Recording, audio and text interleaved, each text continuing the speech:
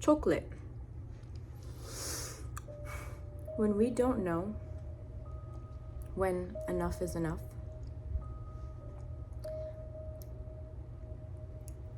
we end up in a position where we overextend ourselves, we lack clarity, we cross boundaries, and usually not knowing when enough is enough, you are likely experiencing an issue with boundaries. Perhaps a complete and utter lack of awareness of what your boundaries are and how you relate to them. So therefore, how you communicate them to others. And boundaries is going to be the key to healthy relationships. And relationships are not only towards other people. The most important relationship you have is the one that you have with yourself in all areas of your life. The relationship you have with God, the relationships that you have with your mannerisms, and with your ability to know when enough is enough. I mean, there's so much to say about this.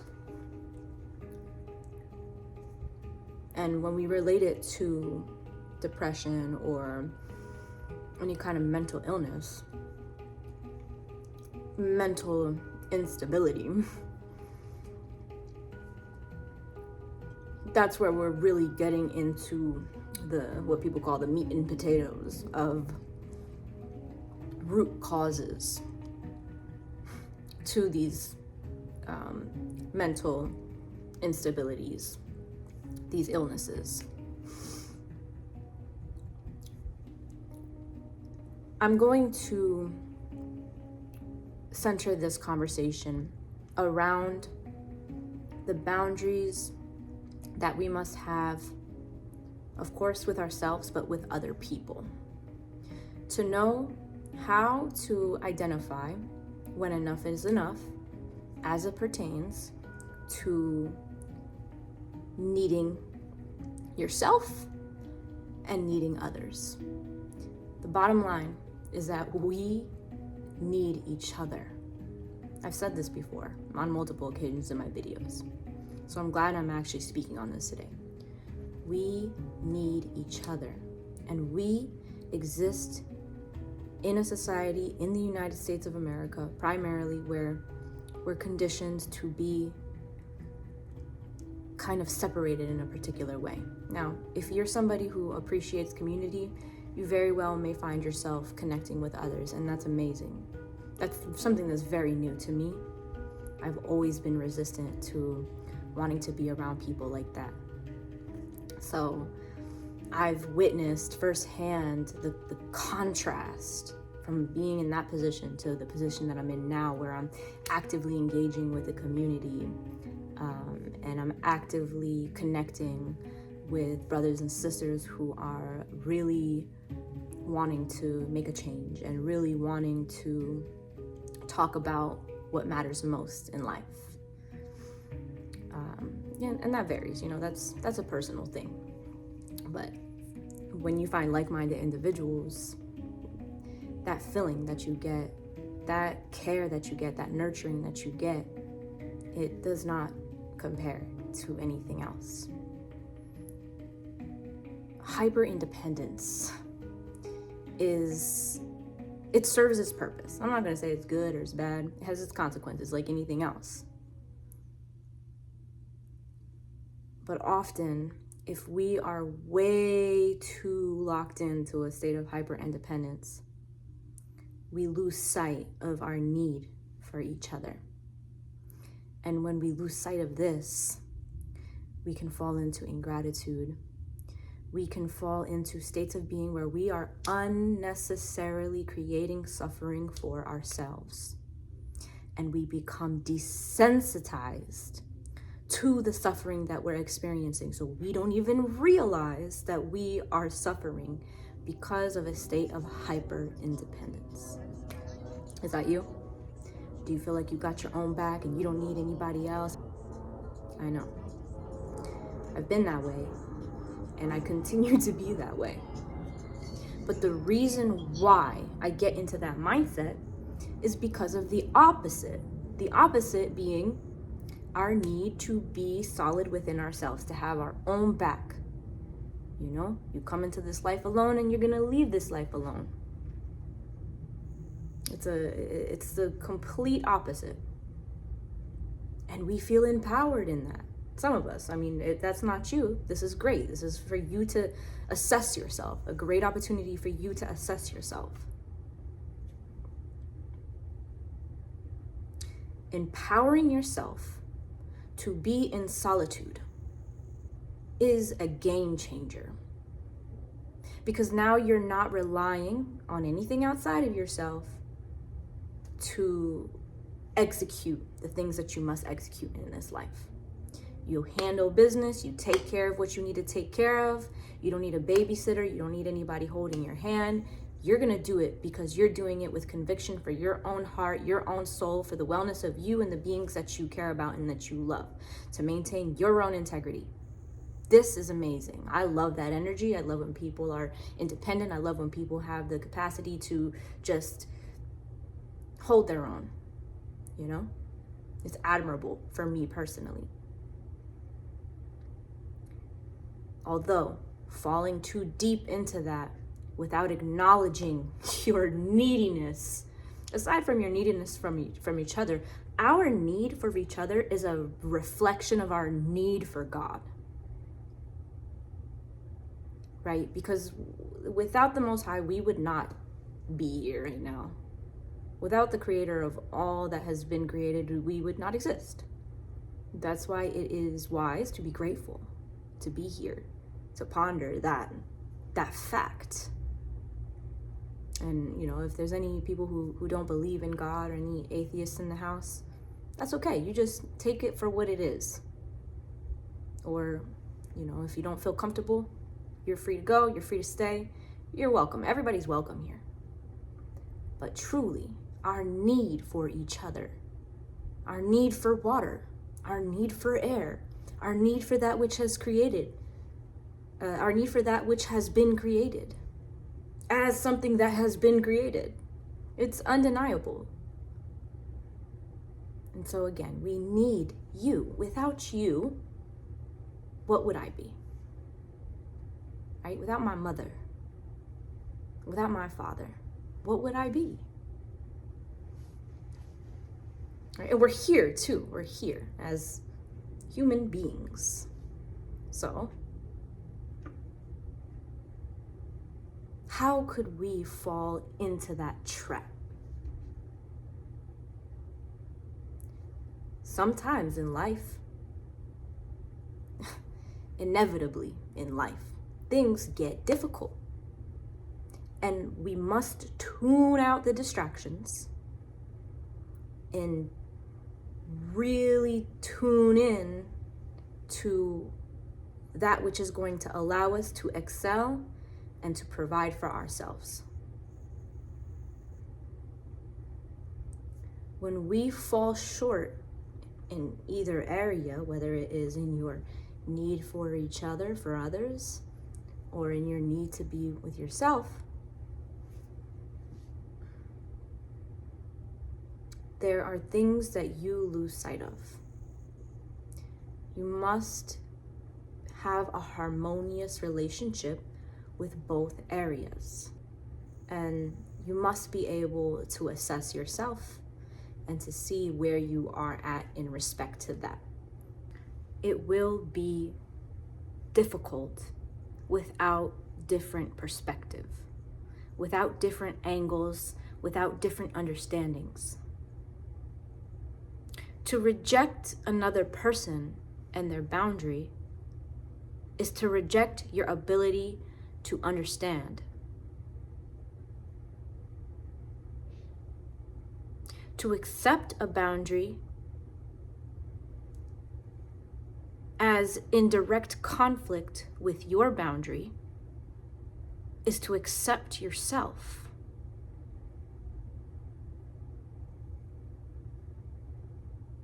So we must understand one another. We must accept ourselves without rejecting the other. It is okay to be different. I don't look like you for a reason. My fingerprint is different than yours for a reason, a very, very necessary reason. Why not? If there was no reason, why not? Why not be different?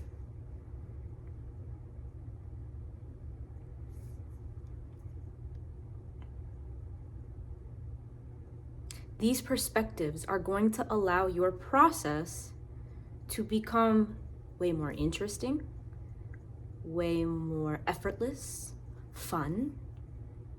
So the approach that I myself take, along with other visionaries and other healers, what we call healers, and just all around well-rounded, magnificent souls that I have crossed paths with and will likely cross paths with again, is that there are a multitude of areas that we can address in a way that empowers our individuality and empowers our need for one another. The process of healing from a traumatic event, the process of healing from a physical ailment, without the acknowledgement of these different perspectives, without the acknowledgement of our nature to be creative as creation, is to blind ourselves to the possibilities of a beautiful experience in that healing process.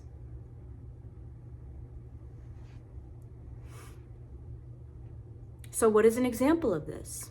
When I tell you a story and you're in it, and I'm not directly addressing what you've gone through. I'm not saying, oh, this is what you should do about this and that.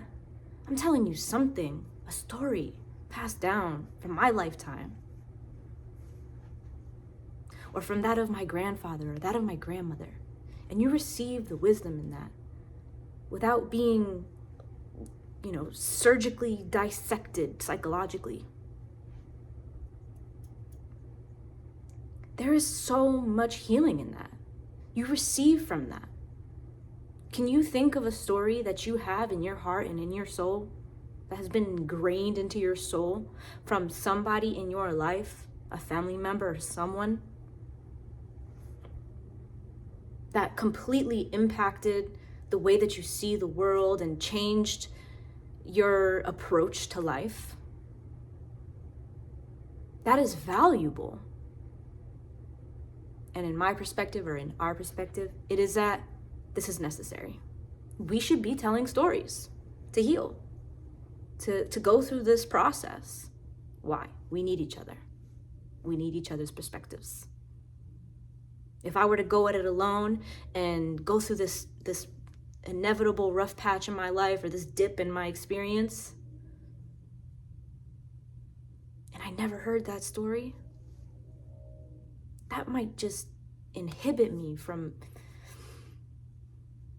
really being able to move through it in a way that is sound and healthy.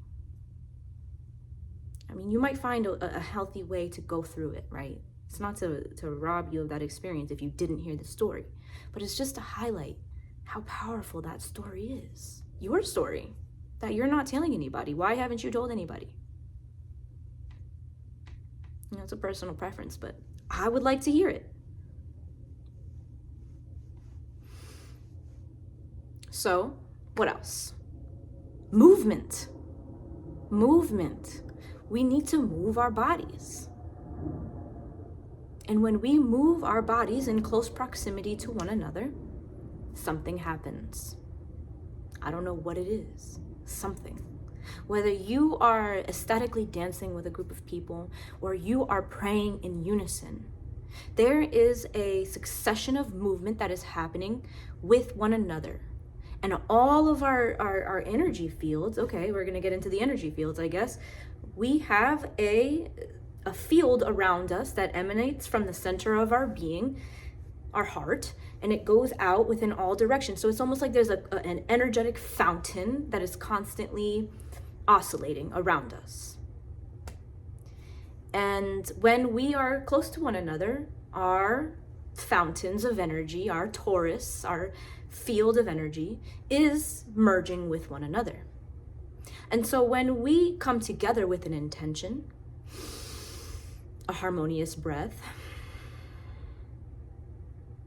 and a movement, you receive something. You receive something that you wouldn't receive if you were to do it by yourself. And you can look into the mechanics and the mystery of that by breaking it down on a scientific level. But there's always going to be that element of like, I don't really know. It's that mystery. But you feel it, you sense it. Because you're a magnificent human that should never underplay themselves.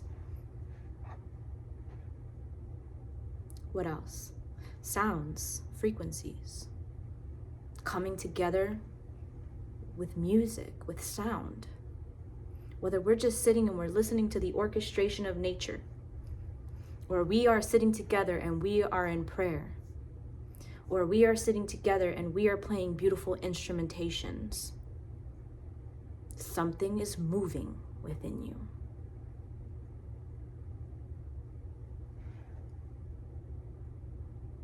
Coming together and eating food. When you cook a meal with all the love in your heart, it does not compare to day after day, night after night, eating alone, cooking alone, just for your own sake.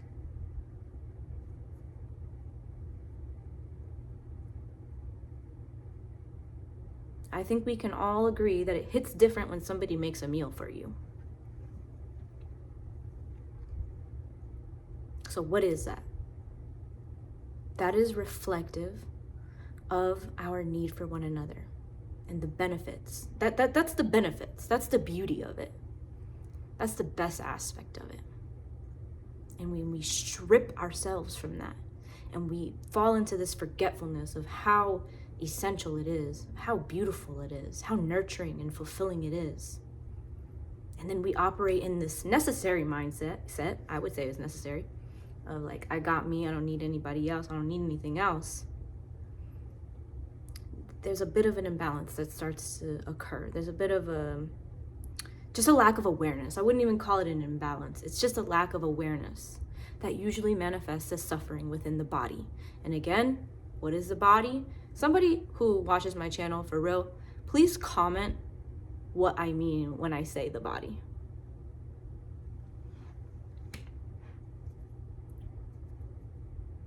On the other hand, life is not about constantly coming together all the time to sing songs and dance and make music and pray all day long with one another. We must be able to come back to ourselves and be okay with the fact that there aren't other people around. Some of us become scared to be alone.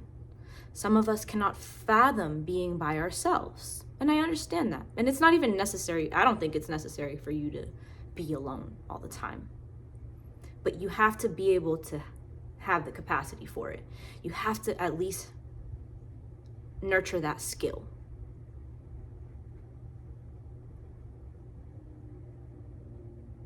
Especially in relationship. Because when you are in close proximity to another person, and you lack the ability to be with yourself, you are going to depend on others to regulate yourself. And you must be able to regulate yourself. You cannot have an expectation of others to constantly be at your beck and call, to constantly be in your presence, when it is in fact healthy and sound to take the space that you need for yourself. That doesn't change the fact that you may struggle with that, but you must be accountable for that position that you may find yourself in. And you must be able to address the reasons why you're in that position. Sometimes you find yourself in that position for a valid reason. Your feelings are valid. Although there are sometimes reasons why you may be feeling that way that are because of something that you have within yourself that you must address and that you must adjust. And there are other situations where you feel that way because of something that another person that you're in relationship with and in proximity to, that they also must address and adjust. So sometimes it's up to you, sometimes it's up to the other person, and ultimately it's up to both individuals, because that's what a relationship is, or a group of individuals, right? Because familial dynamics are so challenging. So, to put things into the proper context, to understand a situation. And how are we going to get anywhere near understanding a situation if right off the bat we're just rejecting a person, or we're just rejecting ourselves out of fear, and we're not taking the time to truly understand what is actually going on?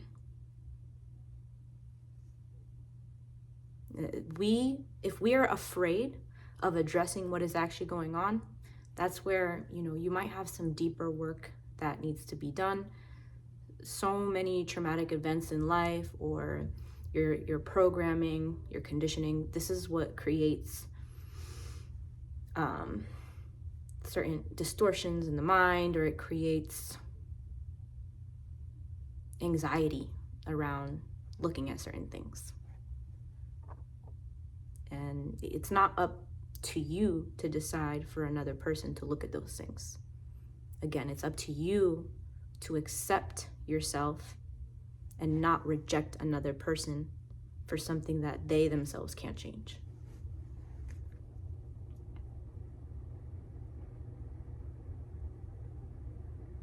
It's deep work to care about one another and to care about yourself.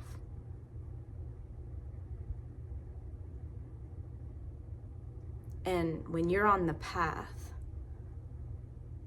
towards being sovereign, healthy, mentally sound, emotionally, physically, energetically sound, it is a requirement. And it's not so easily executed, especially because it's not just a relationship to ourselves.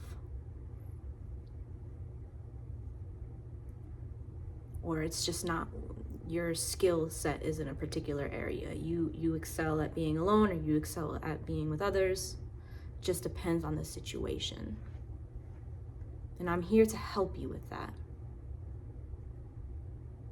I have many insights on how to navigate relationships, how to navigate communication, how to navigate these really challenging emotions that we might face in the face of relating to other beings, especially to self.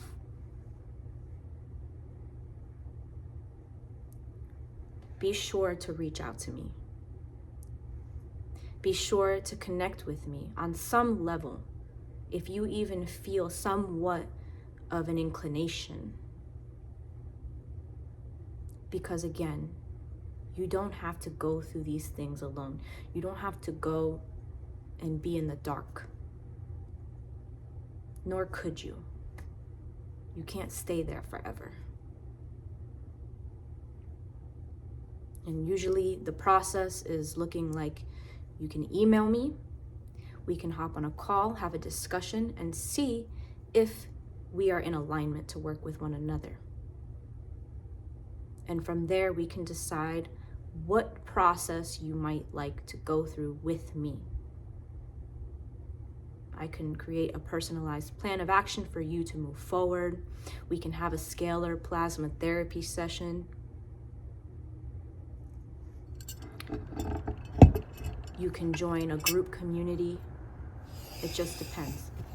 For anybody who wants to join, where we can have discussions like these in real time, and you will have access to certain things that I have provided within the classroom, and we'll have fun with each other. We'll create a connection. will interact with one another and find solutions to these very real issues that continue to persist and have persisted for a very long time. And I do see clearly that when we come together and we start to address these things, we can have discernment. That's the key. You want to have discernment. Am I in a situation where I am unwisely rejecting another person and rejecting myself simultaneously? Am I in a situation where I am feeling like accepting myself is dependent upon another person? And that's just one example. So I really appreciate you for being here, for watching, for coming back. If you're new here, welcome. Click the links in the description and just explore. Reach out to me.